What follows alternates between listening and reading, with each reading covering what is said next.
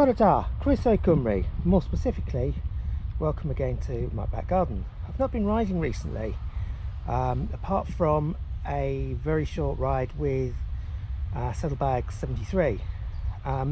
So keep an eye out on his channel. Make sure you subscribe and click the bell icon, because he's going to have some fantastic footage from a very quickly arranged impromptu ride that we had a day or so ago. So what I wanted to talk about was some of our motorcycle magazines we get over in the UK, specifically the ones that I choose to buy occasionally or even subscribe to. They go into a couple of different areas. So first of all, current bikes, for want of a better expression. So here's one that I usually buy, that I subscribe to. It's Bike Magazine. It's not the latest edition I'm showing here, it's just one I chose at random. Often buy that. It shows all the new bikes, fairly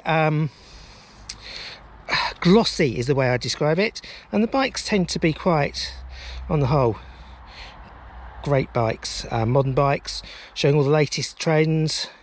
And it's really interesting. A few other bits and pieces if you want to see some custom bikes. They usually have covers and stuff like that, etc. So it's quite glossy, quite high end. If you're looking for something a little bit more down to earth, then the same publishing house have Ride magazine, which tends to be a little bit more down to earth, as I say, but still has some really good coverage. I'd got this one a couple of days ago purely to show what they like. Do plenty of routes normally. They're really good to watch and have a good read. This one, one of our dogs hates motorcycles and has had tried to attack it, so I've done the best I could to iron it. But it's a real genuine case of the dog ate my homework. So that's modern bikes. Another issue is often riding distances and adventure riding. Adventure bikes really happy and really superb part of the market at the moment. Manufacturers loving them.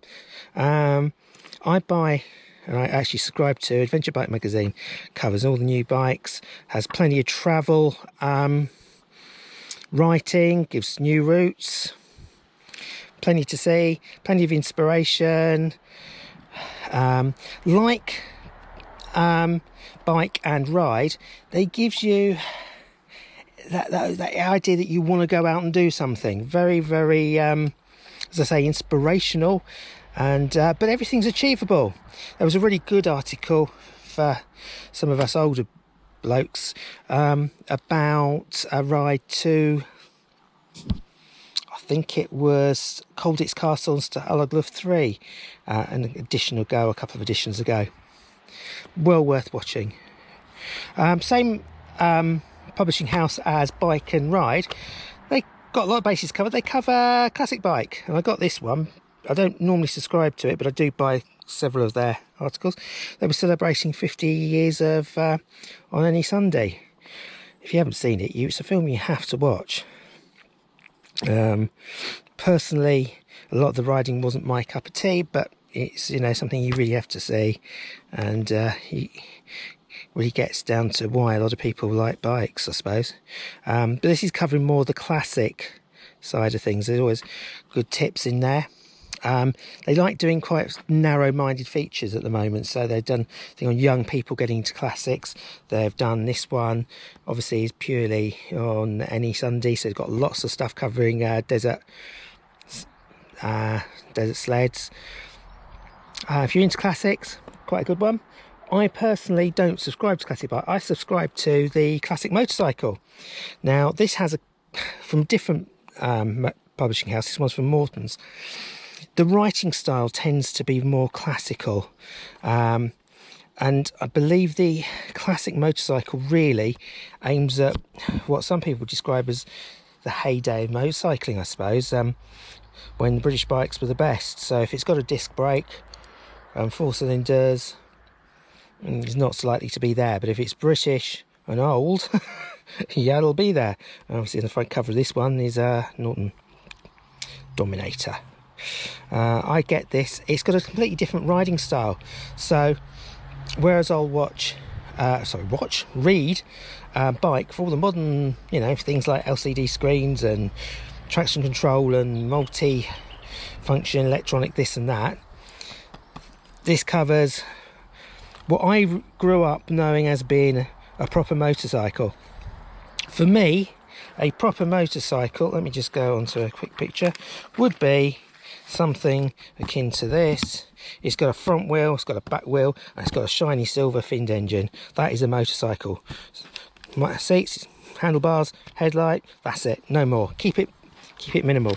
To me, that's a proper motorbike. Sad old chap like that, but yeah, really good. Totally different riding style, writing style rather. But yeah, I really enjoy that. It shows us our heritage. Finally, here's something you don't see in the shops. It's not something that you can buy in shops. It's only available on subscription from Nortons. Yeah, it's really different. Old Bike Mart.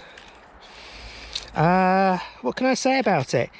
It's full of nostalgia, full of information about things that are happening, all classics. Nothing, it's not really current stuff. It's all classics related, so the products might be new, but they'll be full old bikes.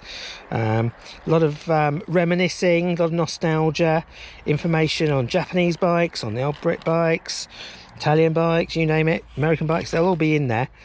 Different things covering. Some of the readers' letters going on times past, absolutely fantastic.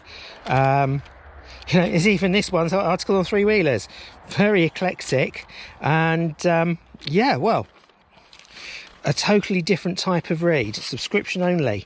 I recommend it myself. If you want something completely different from the antidote to your normal riding, it's something a bit unique.